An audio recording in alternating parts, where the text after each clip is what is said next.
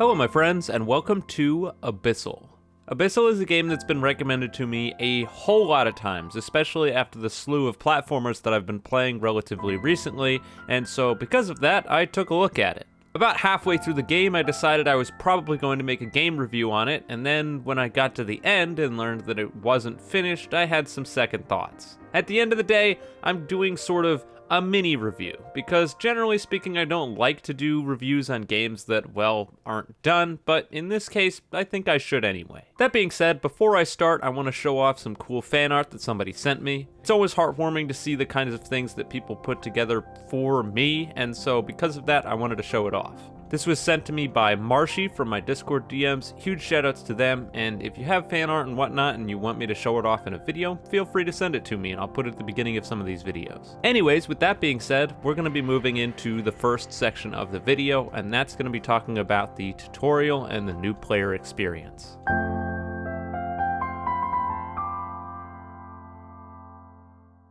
Now, the thing about Abyssal is that it doesn't really necessarily need a tutorial, and because of that, it doesn't have one. The premise of the game is pretty simple. At some point in history, there was some sort of apocalyptic event above ground, and because of that, everything went underground. You're an Abyss Walker, which is, well, we don't really know yet.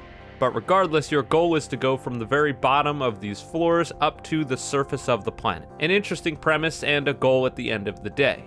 And of course, because you're going up, well, that's just it. That's the goal. That being said, there are several mechanics in the game that aren't really explained, and I kind of wish that they had been. And it's weird because there is some attention to detail when it comes to mechanics in the game. For example, there's a rewind feature where if you fall off a cliff or something, you can hold E and it will rewind time. This is really cool, but it uses up a resource meter. Now, if you fall off of something from relatively high up, it will remind you that you have the ability to rewind. This is a great feature. The first 2, 3, 4 times it happens. But afterwards, I know that I can rewind time, and there's seemingly no way to turn this off. So every single time that I even just fall off a small ledge, or in a lot of cases jump off of a ledge to go downwards, the game is like, hey, you can rewind time. Hey, just so you know, you can rewind time. Yes, I know, you told me that 15 times already. I'm well aware. I feel like this is one of those things that people think that I'm looking for when I make a lot of my game reviews, where I'm talking about how the game needs to explain things to you, but if the game's already explained something to me several times, I don't need to keep seeing it. And the reason that it's weird is because there are other things in the game that aren't at all explained, that probably could have been explained in an actual tutorial. Like I just talked about that resource bar.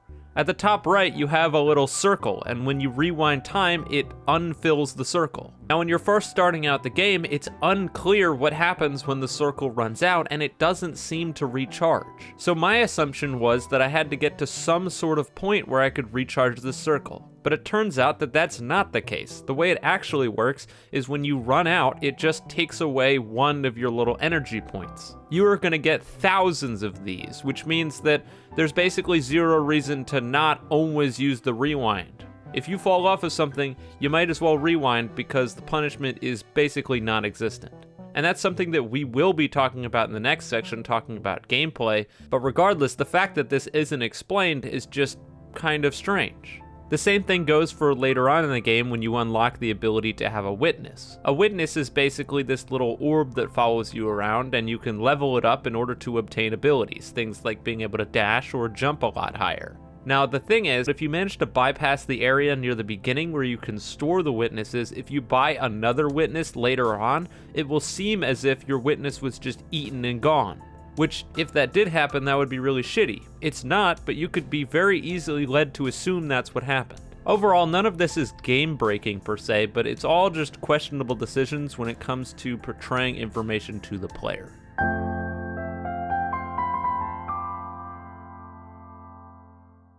When we talk about gameplay for this game, it's pretty self-explanatory. Like I said, it's a platformer, but really it's more of an obby game than it is a platformer considering the general lack of in-depth mechanics. Because of some questionable decisions that I'll be touching on in just a second, you're basically only ever going to be traversing the landscape with walking and jumping.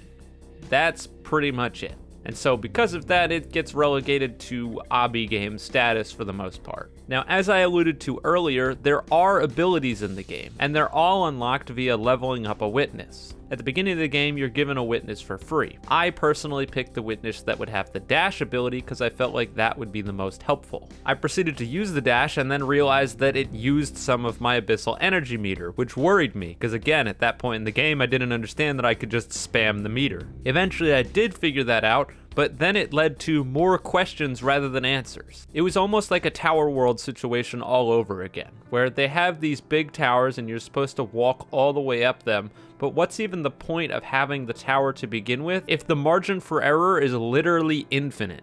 Unless you are the worst player in the history of players, or you buy every single cosmetic that you'll come across, which I'll be talking about in just a second, there is no way to lose progress in this game. Anytime you fall off anything, you can just rewind time back up to where you were. As I said earlier, I think the rewind ability is super cool, and I think it could have been implemented really, really well here, but it just sort of isn't. Towards the end of the game, the rewind just sort of became a convenience feature, where I would not really care about whether or not I fell off because I knew I could just rewind at any point. Anyways, we got a little bit off track. I was talking about abilities, and I think the biggest shame that this game has is the way it handles its abilities. Mostly stemming from the fact that because the game can't guarantee that you're going to have a given ability at a given point, the entire game needed to be balanced around no one having any abilities, which leads to it almost all being samey feeling.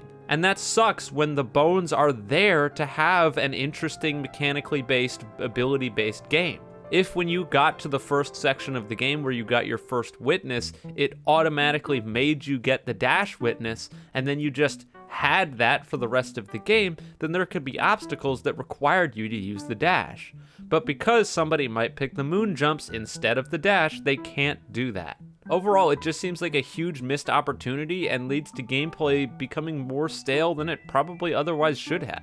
I haven't really touched on it quite yet, but Abyssal is also meant to be a co-op game. You get a double jump, but it only has one charge unless there's another player nearby, which will make your double jump recharge. This means that there are some points in the game where double jumps are required, and it's very clearly indicated when they're required. These are all optional sections, but it's better to play the game with a friend.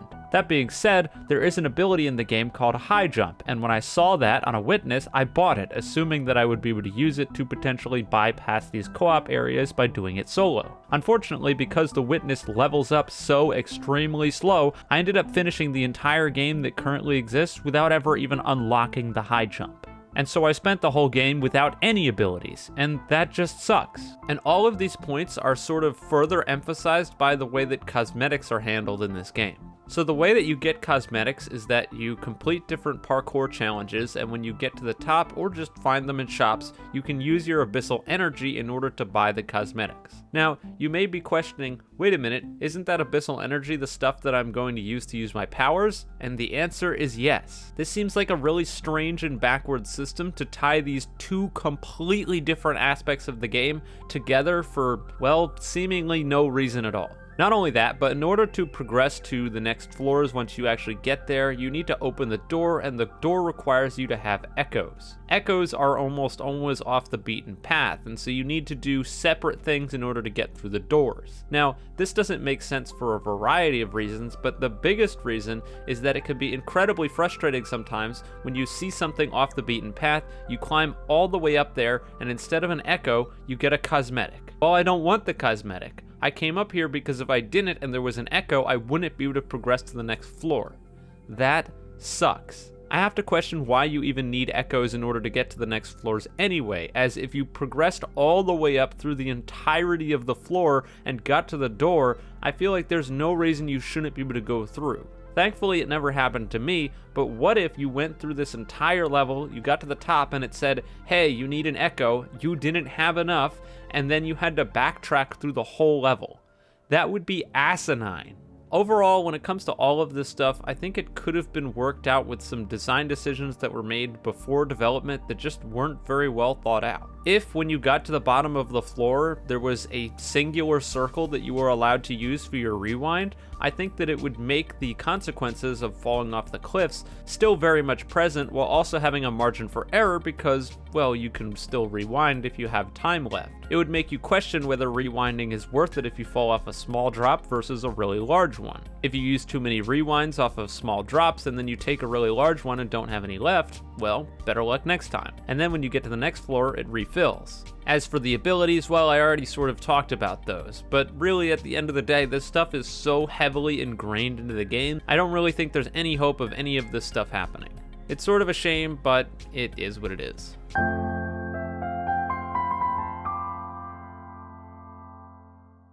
The atmosphere of this game is absolutely fantastic. If I rated games off of atmosphere alone, it would be a 10 out of 10 without a shadow of a doubt. There's just something about this world that is intriguing.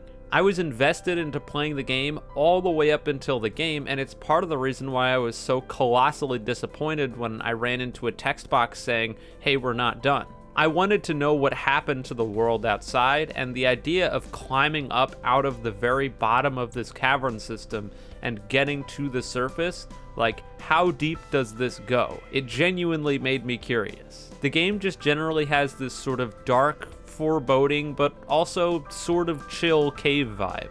That vibe is even further emphasized by the music of the game.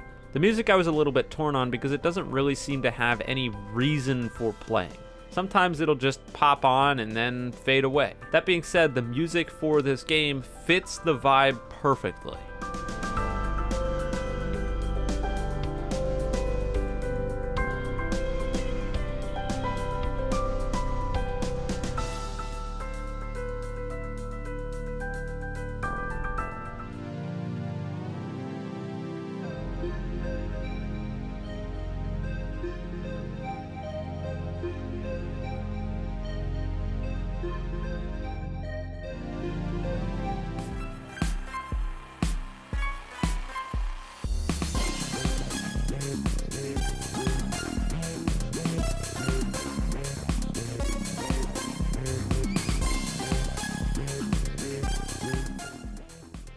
When we talk about the designs of the levels themselves, there were so many moments where I would be jumping across platforms and legitimately holding my breath because of how high up I was and the worry about falling off. And that's all even despite the fact that I had a rewind that could automatically put me back up. I knew that, and I still breathed sighs of relief when I got to the top of an area and I knew that I didn't have a chance of falling off anymore. There's just something about that feeling of height when you're looking down and jumping across a small object, knowing that if you're just a small bit off, you're plummeting all the way down.